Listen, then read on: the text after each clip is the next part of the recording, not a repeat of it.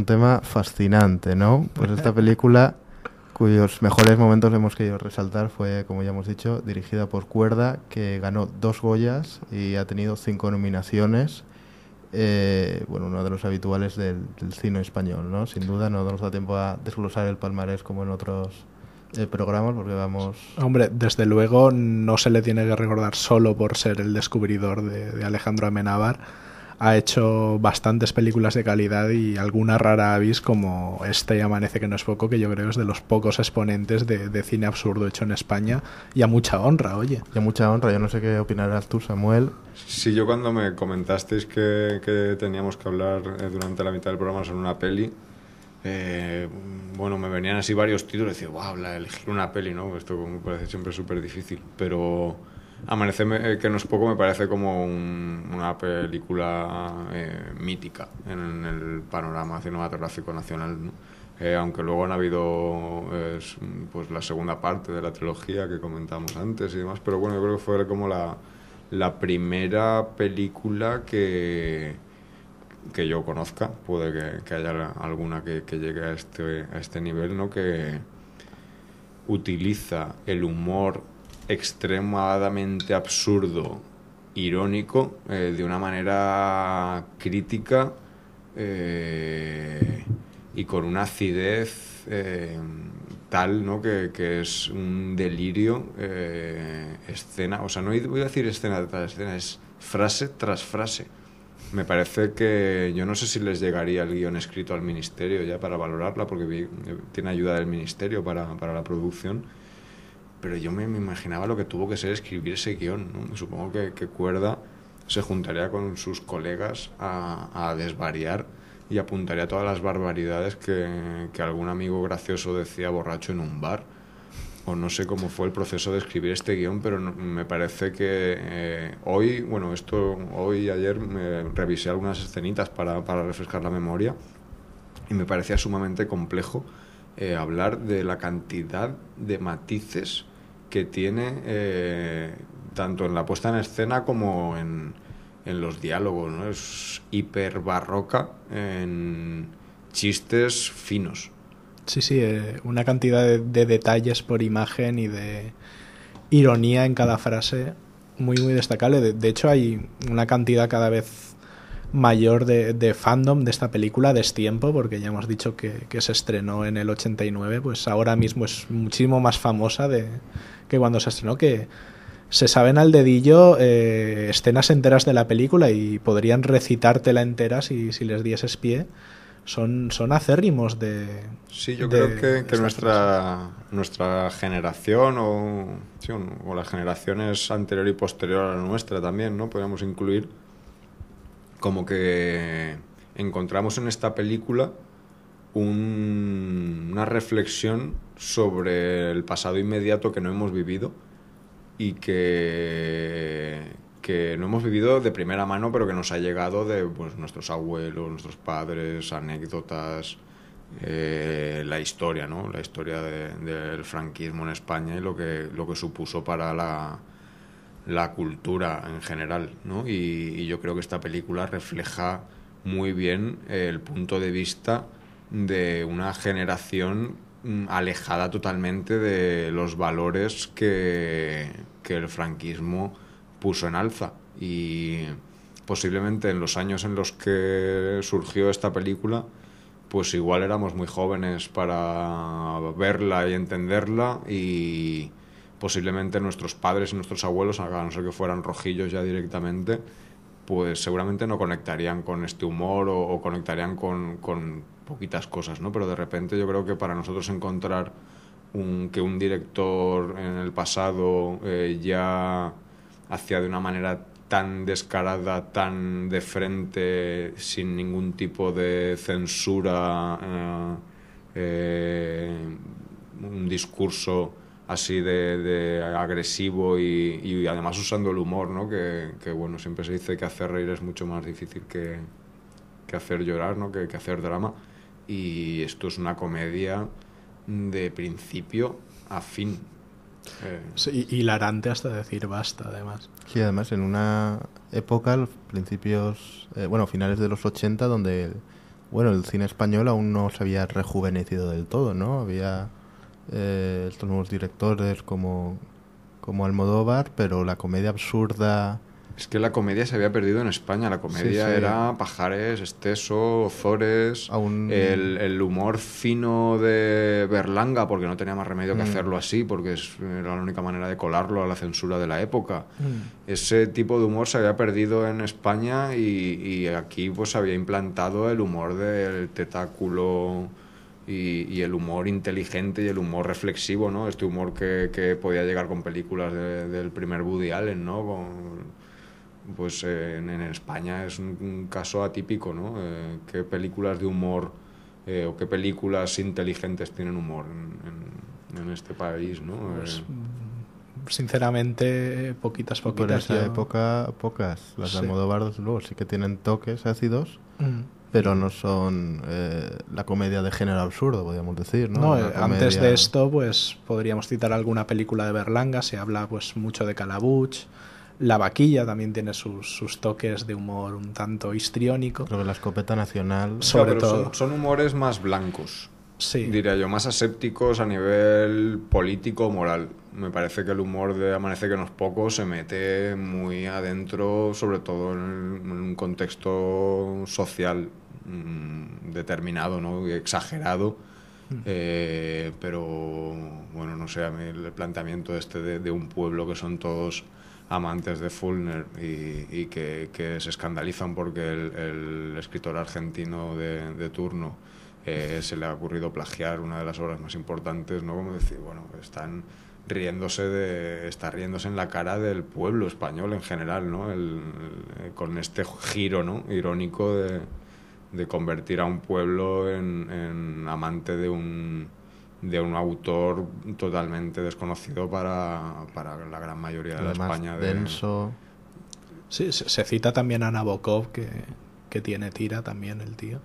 Pero bueno, hablando de evolución del género, estableciendo el precedente de Amanece que no es poco y esta trilogía con La Marrana y Así en el cielo como en la tierra, después vendría gente como Javier Fesser, podemos citar ahora, con El secreto de la trompeta o El milagro de Petinto, que continuaría con esta tradición del absurdo, pero ya sin esta ironía de fondo, ¿no? Podríamos decir. y sin esa vinculación tan directa a una sociedad, porque el pueblo que vemos en Amanece que no es poco es el pueblo de esa época, ¿no? El milagro de Petinto es un cómic llevado a la pantalla, ¿no? Es una traducción muy libre de una realidad, ¿no?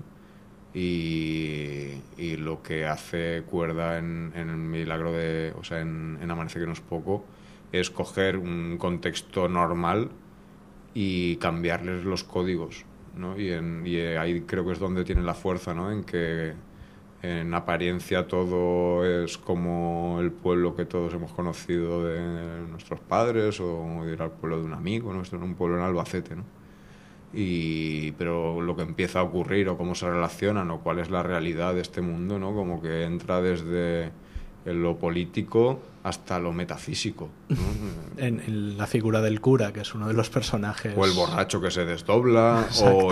o la escena final, me parece una de las escenas memorables de la historia del cine de este país, ¿no? De un grupo de personas esperando a que salga el sol por el valle por el que sale siempre, y les sale por detrás, ¿no? Como el sol se ríe de ellos, ¿no? Esta Guardia Civil disparando al sol, Sí, quizás sí. que no es muy poética. Hombre, es como brutal acto de- que acabe disparándole el Guardia Civil, disparándole al sol, es como... Un evento no previsto al milímetro, bueno, que no sigue la tradición, ahí está la Guardia Civil que intenta freír a tiros al sol, ¿no? Porque esto es un sin Dios, Es un obviamente. sin Dios. Y bueno, como tú has dicho, hay una crítica patente en toda la película. No, sin embargo, bueno, no está ambientada en una época concreta porque nos parece que está durante la dictadura, pero luego hay pues detalles como los camiones, como cosas así que no sabes muy bien si... Las propias elecciones o esta invasión pacífica del pueblo de al lado, que en fin, que es uno se marea un poco con la época. Un referente a la guerra civil, ¿no? La invasión del pueblo de al lado, teóricamente pacífica, pero que al profesor le dan un sopapo, etcétera, por querer hablar de las ingles y Dios. Y bueno, realmente yo la veo como una macor del absurdo, ¿no? Como lo que podría ser una película costumbrista llevada al absurdo. No sé qué opinarás. ¿Qué opinaréis? Sí, sí, totalmente. Sí, yo creo que es una buena forma de llamarla, ¿no? Reconstruir una realidad, pero en este caso desde un prisma deformado y llevándolo al extremo, siendo consecuente con esta visión, ¿no? Si hay que cambiar las cosas a lo burlesco, pues se cambian de principio al final, porque, bueno, comenzamos la película en una especie de misa fervorosa multitudinaria y la acabamos con esta escena del sol saliendo por donde no tocaba, y es que entre medias nada tiene sentido, nada nos parece normal y a la vez entendemos que se nos está queriendo decir un poco de tapadillo en la película. Yo creo que esta es la genialidad, no se limita simplemente al bombardeo por saturación de gracietas, que es lo que hacen muchas películas supuestamente cómicas de hoy en día, sino que tiene toda esa imaginería y esa intención detrás, que es lo que la hace grande. A mí también, hablando del cine de humor, ¿no? Aquí yo también, pues, Alex de la Iglesia también me parece que bueno, que ha tenido así sus momentos. Yo, por ejemplo, Acción Mutante también es una de mis pelis preferidas así del cine nacional, y también me parece que, a pesar del el fondo que tiene de ciencia ficción, perdón, también tiene muchas briznas de este surrealismo y de este absurdo del que hablamos, pero dosificado de otra manera, ¿no? También tengo ahí... Y con su crítica acerca de la sociedad del consumo, El ¿no? planeta Asturias. Vaya que sí. Y el gran discurso de Ramón sobre lo de ser mutante es otra película inolvidable, sin duda. También la protagoniza Resines, como es el caso de Amanece que no es poco. Bueno, hablar de protagonista es un poco suponer demasiado. Bueno, quizás uno de los pocos hilos conductores, ¿no? Es una película coral donde están, bueno, pues muchísimos de los grandes actores de la época.